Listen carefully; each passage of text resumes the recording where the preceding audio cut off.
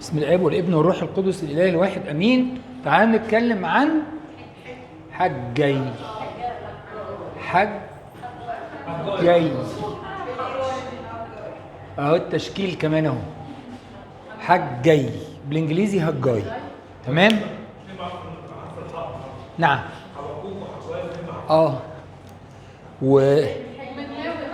وحجي اختصارها ح ج. كل سنه وانتم طيبين. طيب كم اصحاح؟ حد يعرف يتنبأ امتى؟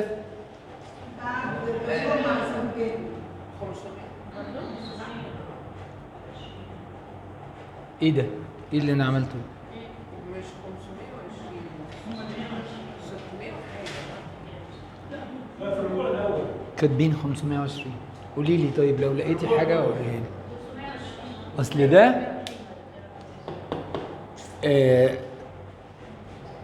اتنبأ برضو ليهوذا.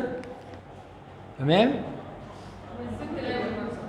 نبأ لشعب يهوذا. لا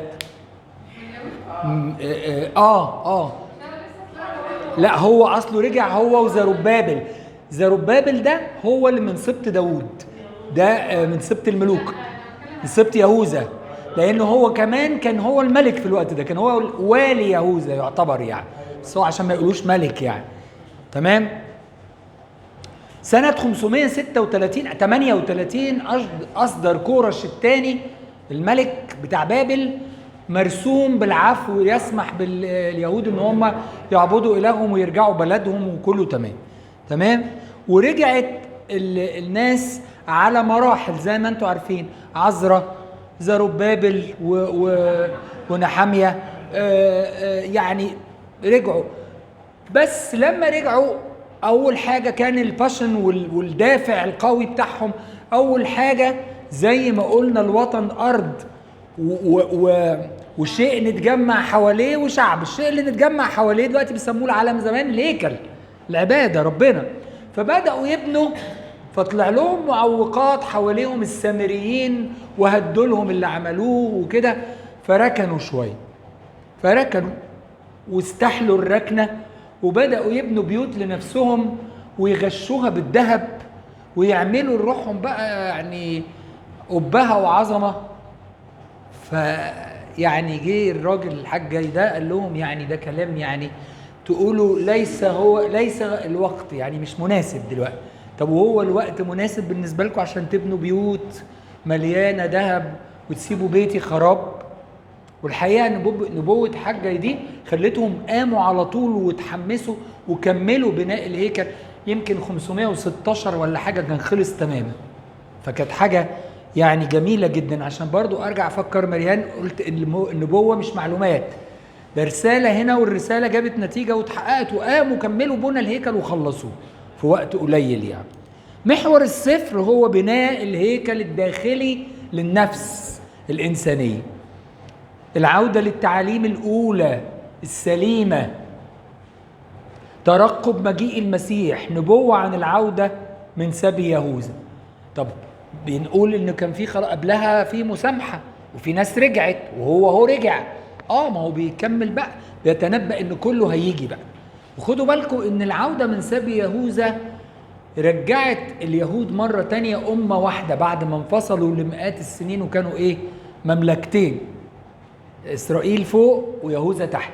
لما رجعوا من السبي الثاني ده مملكة إسرائيل كان أبيدت تماما بسبي أشور. لما رجعوا بقى الفلول اللي كانت فاضلة من أشور من الفوق مع اللي كانوا في بابل بقوا رجعوا أمة واحدة. لما بقى في هيكل طبعا طبعا طبعا طبعا. يهوذا حافظت على نفسها وهي في بابل، آه. عملت مجامع فيها فكانت محافظة على نفسها، غير اسرائيل لما راحت دابت في اشور فما عرفتش ترجع ما عرفتش تاني. وفي نفس الوقت برضه ما هو على حسب سماحية الحاكم اللي هناك، لأن هو كان ممكن ما يسمح لهمش يعملوا أي حاجة. سنحريب كان قاسي جدا وملوك أشور اللي وراه يعني. تمام. الشخصيات الرئيسية في السفر حجي وزربابل اللي هم القادة، قائد دين ويهوشع ابن يهوصداق اللي هو الكاهن الاعظم. تمام.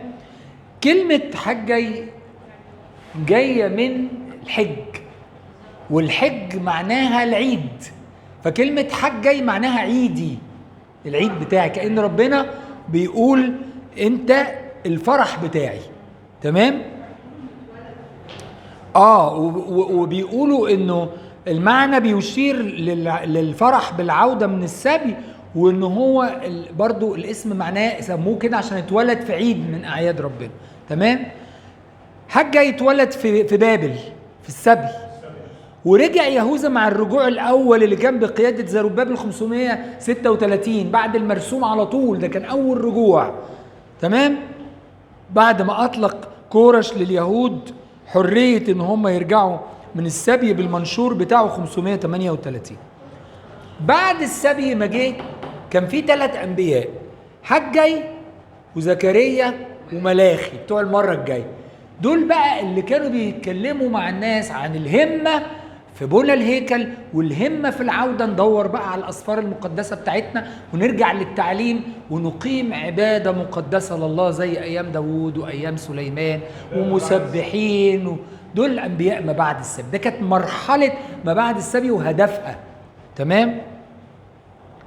520 بدأت النبوة بتاعته في أورشليم، وده العام اللي اشتهر فيه كونفوشيوس الفيلسوف الصيني الشهير. يعني ده بيوريك برضو ان في مقاومة للعبادة، لان الناس جهلة وغلابة وبتتأثر بأي فكر يتقال لهم، فمش سهلة الحكاية. تمام. تنبأ قبل زكريا تقريبا بشهرين، واشتغلوا مع بعض 3 سنين، وبعدها انتهت نبوة زكريا واستمر بعديه حجي 3 شهور و24 يوم بالتحديد. يعني بعد ما رجع الشعب وواجهتهم مصاعب سياسية اللي هي السامريين اللي كانوا بيفشلون، زي العودة بتاعت نحمية، فاكرين لما صنبلط الحروني وجشم العربي ومش فاكر التالت كان اسمه ايه، بلدد الشوحي باين ولا بلدد ده كان من اصدقاء ايوب، صح؟ اوكي. كان في 3 كده يعني برضو قعدوا يتريقوا عليهم اللي انتوا بانيين، وده كان بيبنوا سور المدينه الاول، قال لهم اللي انتوا بتبنوه ده لو طلع عليه كلب يهدوا، وقعدوا يتريقوا عليهم. مش كده نحمية بقى قعد يقوي عزيمته ويقول لهم يد تبني ويد تحمل السلاح، واحنا شغالين بنبني، معانا السلاح، اللي هيقرب هنموته. فمع المعوقات والمصاعب السياسيه دي ما بنوش الهيكل. وبعد ما المصاعب السياسيه دي انتهت، كانت عزيمة الشعب هي اللي فترت بقى، وبنى كل واحد منهم بيته. فحجي أنظرهم إن هم بانيين بيوتهم ومغشيينها بالذهب، حيطانهم مغطيينها ذهب، وحسهم على إن هم يرجعوا يشتغلوا في بناء بيت الرب. وكلمهم بقى مش بس عن أهمية الكنيسة والهيكل، لا ده كان بيكلموا عن أهمية هيكل وكنيسة العهد الجديد فائقة المجد المبنية على أساس هو المسيح شخصيا. تمام. كتير من الشعب لما كورش عمل المنشور بتاع التسامح بتاعه وسمح لهم يرجعوا، قال لك لا احنا بقالنا مركز في بابل وبقالنا تجارة وبقالنا حاجات حلوة، احنا ايه اللي يرجعنا؟ خراب بقى وكده. نرجع نعيش في الخراب. هنا بقى يوريك القلب اللي هو حتى في البعد وحتى في السبي مرتبط بربنا، وليل ونهار بيصرخ وامتى نرجع وامتى نبقى في مكان. دي بنشوفها دلوقتي لما يجي حد يتعرض عليه هجرة، نلاقي كتير من الخدام اول حاجة يسأل عليها الكنيسة على بعد قد ايه، عشان اطمن على نفسي وعلى اولادي، في كنيسة قريبة، ولو بعيد ما يروحش. في ناس كتير خدت القرار ده لانه عارف هيروح يتوه، هيضيع، هيدوب، زي ما كان بيقول لنا استاذ عماد، هيدوب في الثقافه وفي العبادات وفي اي حد بيعمل لسه امبارح واحد كان جاي من باريس كان بيحكي لي على شاب من المنيا، وراح هناك شاب منياوي يعني قروي ساذج. بعد شويه بقى قعدوا في باريس لقاه حط حلق في ودنه بيرسينج وبيشرب خمره، بيشرب سجاير. فبيقول له ليه؟ قال له يعني موضه. قال له طب يعني انت بتكلم ابوك وامك؟ قال له طبعا بكلمهم بالماسنجر قال له طب ابعت لهم صوره بالبتاعه دي ونشوف كده امك هتقول لك ايه، دي اكتر واحده بتحبك وتخاف عليك. قال لا. قال له طب العرق الصعيدي طلع وبتقول لا. ليه تدوب في الوحش؟ يعني ليه تاخد الوحش؟ الشاب اللي بيحكي لي ده خادم في الكنيسة بقاله 20 سنة هناك، اسم الصليب، عنده شركة كبيرة جدا دلوقتي لإعادة تأهيل الفلل، زي مقاول يعني، شركة مقاولات حسب المواصفات وبياخدوا شهادات وكده. ليه؟ لأنه راح ما يعرفش غير الكنيسة وربنا والنور بتاع البلد. فرنسا بلد النور فعلا، في ثقافة وفي حضارة وقرا وتعلم وعاش بأمانة، فربنا بارك له. غير اللي بيروح بيتوه. فالناس اللي ما حبتش ترجع فضلت تستمر في بابل عشان ظروفها المالية، ما رجعش غير 50,000 في الرجوع الأول. طبعا هم كانوا ملايين يعني. تمام. وضعوا أساسات الهيكل 536. قومهم السامريين زي ما قلت لكم. توقف العمل في بناء هيكل الرب 16 سنة لغاية لما أنهضهم حجي مرة تانية لعودة العمل في بناء بيت ربنا.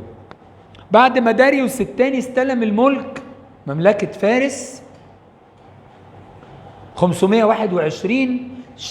تشجع حجي وزكريا وحثوا اليهود على البناء بقيادة زربابل الوالي اللي هو من نسل داوود، من نسل يهوذا، نسل الملوك اللي منه المسيح. تمام. لما جه والي الفرات كان اسمه تتناي حاول يعوق العمل، الملك أكد الموافقة بتاعته بمنشور مكتوب، لكن برضو همة الشعب كانت فترة. فعشان كده حجي الكاهن والنبي اللي من سبط لاوي كان حزين على الشعب اللي لما جات له فرصة يبني بيت ربنا مش مهتم. لكن خلص بناء الهيكل زي ما قلنا 516 ميلادية بعد النبوة دي. 516 قبل الميلاد، طبعا قبل الميلاد. تمام. كلمهم عن بيت الله انه يكون اولا قبل بيوتنا. تمام. يعني مسكن مريح للمسيح في داخلنا. ما هو الهيكل ده نبوة عن كده. المسيح بقى داخلنا، ما بيسكنش في مصنوعات الايادي. لما جه داود قال له عايز ابني لك بيت، قال له انا عمري سكنت في بيت، انا طلبت منك تبني لي بيت، انا لا اسكن، ده الارض كلها موطئ قدمي. السفر بيتقسم ل4 نبوات. 4 نبوات. الاولانيه عباره عن الاصحاح الاول، عباره عن ايه؟ توبيخ على ترك الهيكل خراب وكل واحد بيبني بيته، وربنا نبه روح القائد والكاهن العظيم والشعب للعمل معا. خلاص؟ يبقى نقول مثلا خراب البيت. دعوة لبناء بيت الرب. ما هو ما عنديش مكان اكتب كل ده. تمام. النبوة الثانية، حاضر ثانية واحدة. النبوة الثانية في حجة 2 من 1 ل9 عبارة عن تشجيع لإيه؟ للعودة للبناء مرة تانية والوعد بمجد أعظم للهيكل الجديد. وربنا بيتكلم كتير عن الزلزلة في السفر ده، في الإصحاحين دول. يزلزل السماوات والأرض، بيزلزل الإنسان العتيق اللي جوايا اللي رافض الإنسان الجديد اللي عايز أما الروح في نشيط وعايز يبقى ليه علاقة حلوة بربنا. الإنسان العتيق بمخاوفه، بيأسه، بتفشيله، لا، بينهض طاقتنا لإنساننا الجديد عشان نلاقي السلام الحقيقي اللي بندور عليه. أيوة السؤال.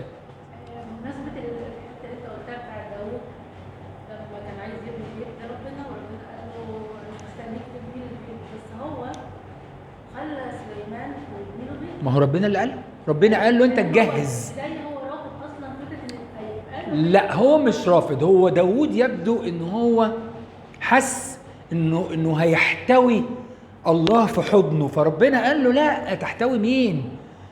وان كان على البيت هتبنيه، بس مش انت جاهز عشان انت تورطت في حروب كتير ودم كتير. ابنك هيكون عهد سلام سليمان متاخده منها، وهو اللي هيبني لي البيت. النبوه الثالثه، ايوه يا تسون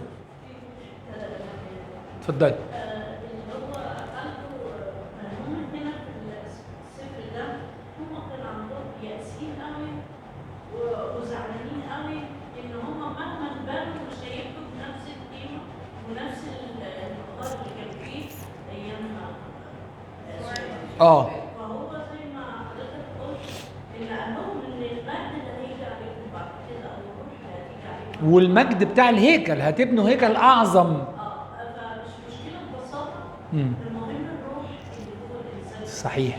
فانتوا قدموا بقى الخطوه دي وبعد كده هنتجمع تاني. صحيح. وخدي بالك برضو دي كانت بتبقى نبوة عن الهيكل بتاع كنيسة العهد الجديد بقى، اللي هي مجدها فاق مجد هيكل سليمان بمراحل. تمام. النبوة الثالثة هتلاقوها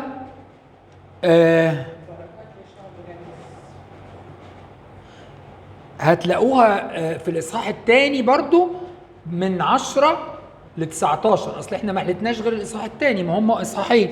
بيأكد إن الله نزع البركة من حياتهم لتراخيهم، وإن هم للتراخي ممكن إن هم مش متحمسين لإعادة بيت ربنا، ورجعها تاني. يعني دي رؤية، فهو شايف إن البركة انتزعت للتراخي ورجعت مع النجاح بسبب الغيرة اللي تولدت فيهم مرة تانية. النبوة الرابعة والأخيرة اللي هي من 20 ل 29، مش في 29، لا 23 ل 23.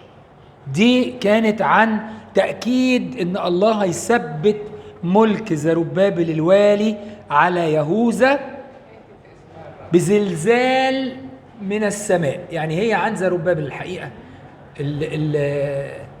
النبوة الرابعة دي كلها عن هذا الملك الجديد اللي ربنا أراد إن هو يقود شعبه. تمام؟ هتلاقوا برضو آيات جميلة أكتبها لكم عشان أنتوا بتصوروا السبورة وترجعوا لها في البيت. هتلاقوا حجي 1 4 و5 مع بعض، دول تقروهم سوا. 13 2 4 6 و7 هم دول اللي مع بعض، دول مش مع بعض. دي آية ودي آية. و19 و23. انتوا عارفين حبقوق النبوة الأخيرة اللي هي اللي قلت لكم عليها آخر نبوة في الإصحاح الثالث، آخر عددين، اللي هي مع أنه نبوة شهيرة جدا، مع أنه لا يزهر التين ولا يوجد حمل في الكروم ولا في عنب ولا في تين ولا في أي خير، فإني أبتهج بالرب إلهي. في إيمان إنه اللي بيحصل ده هيتغير وربنا هيرجع تاني يدي ثمار ويفرحنا. حد مطلع حاجة جاي ممكن نقرأ بعض النبوات دي؟ لا واحد بقى نقرأ كل النبوات دي. يعني 1 4 مثلا يقول إيه؟ يقول هل الوقت لكم أنتم أن تسكنوا في بيوتكم المغشاة وهذا البيت خراب؟ مرة تانية ربنا قال لهم كيف تزينون بيوتكم وبيتي غير مزين. 5 والآن فهكذا قال رب الجنود اجعلوا قلبكم على طرقكم. حلو قوي، آية جميلة قوي. تبقاش ماشي كده وخلاص ما انتش عارف انت بتعمل ايه ولا رايح فين. شوف انت رايح فين وخلي قلبك كده واعي وناصح ويوجهك انت ماشي ازاي. في 13 يقول ايه؟ فقال حجي رسول الرب برسالة الرب لجميع الشعب قائلا أنا معكم يقول الرب. آية جميلة، أنا معكم يقول الرب. لو رحنا للإصحاح الثاني لا عملتها من السهم اللي تحت. عدد 4 يقول فالآن تشدد يا زربابل يقول الرب، وتشدد يا يهوشع ابن يهوصداق الكاهن العظيم، وتشددوا يا جميع شعب الأرض يقول الرب، واعملوا فإني معكم يقول رب الجنود. 6 و7 يقول لأنه هكذا قال رب الجنود هي مرة بعد قليل فأزلزل السماوات والأرض والبحر واليابسة وأزلزل كل الأمم ويأتي مشتهى كل الأمم فأملأ هذا البيت مجدا قال رب الجنود. نبوة صريحة عن مين؟ لما المسيح اتصلب على الصليب الدنيا اتزلزلت، ولما اتولد الملوك ارتعدوا وخافوا واترعبوا، ولما هرب وجه مصر سقطت الأوثان. فالزلزلة حصلت على المستوى الروحي، ولما قام حصلت الزلزلة. هي مرة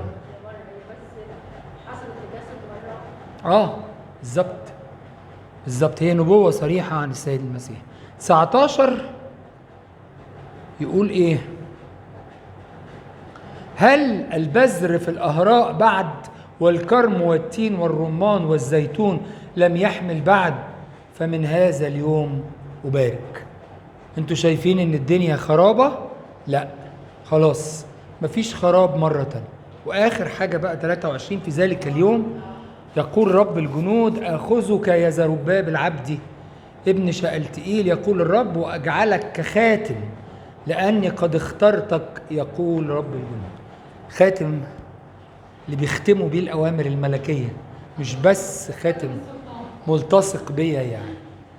حد عايز يقول حاجة؟ انا عايزه اقول ان برضه في الفتره اللي هم تكاشفوا فيها عن بناء الهيكل كان لا الزرع بيجيب محصول كويس ولا